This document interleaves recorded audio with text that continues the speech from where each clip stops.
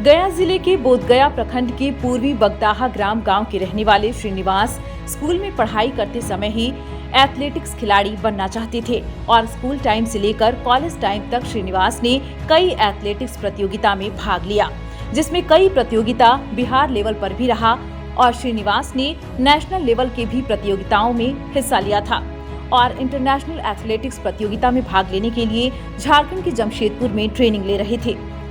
श्रीनिवास के कोच थे बगीचा सिंह और चार्ल्स रोमियो सिंह जी थे, जो पद्मश्री विजेता थे। उनके संरक्षण में श्रीनिवास इंटरनेशनल एथलेटिक्स की तैयारी कर रहे थे, मगर उनके पिता अचानक से किडनी की बीमारी से ग्रसित हो गए, जिसके कारण श्रीनिवास को वापस घर आना पड़ा और श्रीनिवास के पिता के इलाज में 15 से 20 लाख रुपए का खर्च हो गया, जिसके कारण श्रीनिवास को एथलीट छोड़ना पड़ा। और उनके पिता की मृत्यु के बाद श्रीनिवास को बिहार सरकार द्वारा एक खिलाड़ी होने के नाते बिहार पुलिस की नौकरी दी गई, मगर श्रीनिवास को यह नौकरी पसंद नहीं आई और उन्होंने अपने पिता की तरह किसान बनना पसंद किया और आज वह एक कुशल किसान के रूप में जाने जाते हैं। आज श्रीनिवास खेती के साथ साथ फूलों की नर्सरी तथा बर्मी कंपोस्ट से लाखों रुपए कमा रहे हैं। श्रीनिवास बताते हैं कि उनकी पढ़ाई 10th तक देवकेंट से हुई थी और उसके बाद वे नेशनल लेवल के एथलेटिक्स खिलाड़ी बने और झारखंड में रहकर इंटरनेशनल लेवल की ट्रेनिंग कर रहे थे।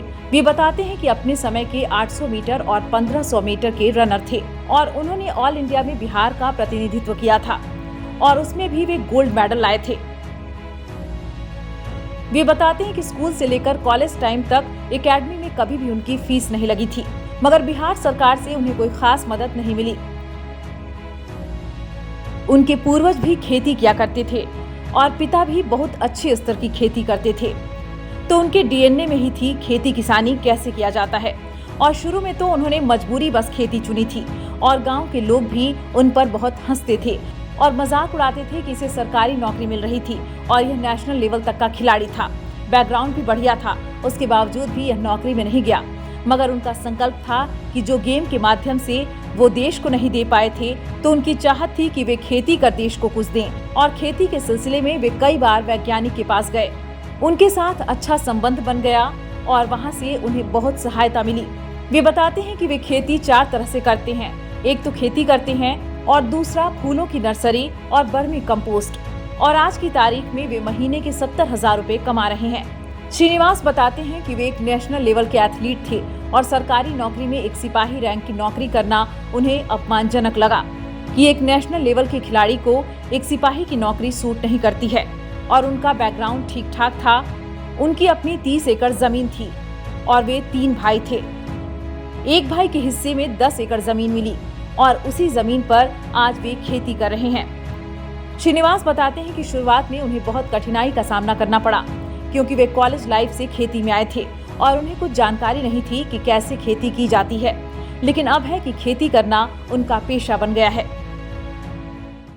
मेरा सपना था, मैं नेशनल लेवल का एथलीट था, एक अंतर्राष्ट्रीय स्तर का एथलीट बनना चाहता था, लेकिन मेरे पिताजी का सडन डेथ हो गया किडनी खराब होने की वजह से, तो उसके बाद से मजबूरी में हमको खेती करना पड़ा। अभी हम खेती कर रहे हैं। क्या करते थे, मतलब एथलेटिक्स में? 800 मीटर 1500 मीटर का रनिंग करते थे। क्या कोई कभी नेशनल या राज्य स्तर का? राज्य स्तर पे तो लगातार हमारा मेडल रहता था। बिहार को हम नेशनल पे भी रिप्रेजेंट किए थे, विजयवाड़ा आंध्र प्रदेश में, और ऑल इंडिया डीएवी में भी नेशनल लेवल पे हमारा गोल्ड और ब्रॉन्ज मेडल आया था। और स्कूल के समय में भी हमको इसके लिए स्कॉलरशिप मिला करता था। अचानक फिर खेती की तरफ से? मेरे पिताजी का अचानक किडनी खराब होने की वजह से डेथ हो गया, तो घर परिवार का खर्च चलाने के लिए हमको मजबूरी में खेती करना पड़ा और आज के डेट में खेती करना मेरा पैशन बन चुका है, मेरा शौक़ है खेती करें। क्या क्या करते हैं खेती में? खेती में बर्मी कंपोस्टिंग का मेरा काम है, एक छोटा सा डेयरी है, नर्सरी का काम कर रहे हैं और धान और गेहूं का भी खेती करते हैं। कुछ सरसों लगाए हुए हैं।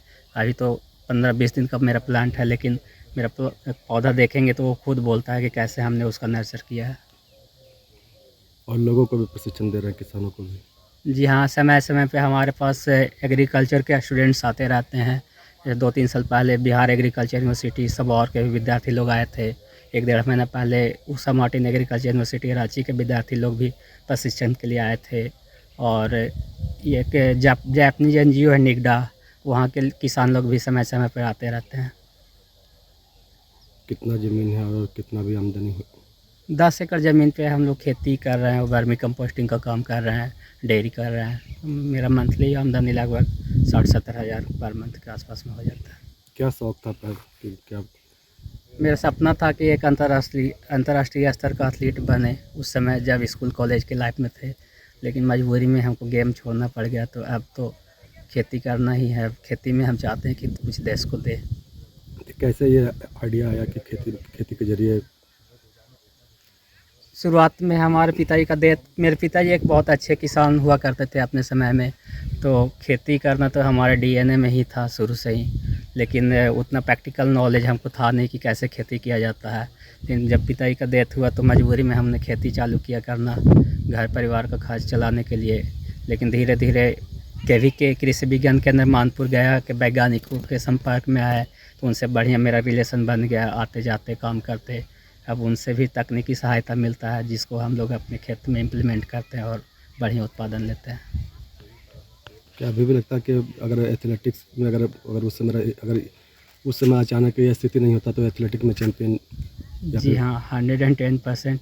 अगर मेरे पिताजी का सडन डेथ नहीं होता तो आज हम देश को रिप्रेजेंट कर रहे होते। अपना नाम बता दीजिए। मेरा नाम श्रीनिवास कुमार है, मैं बगदाहा ग्राम का रहने वाला हूँ।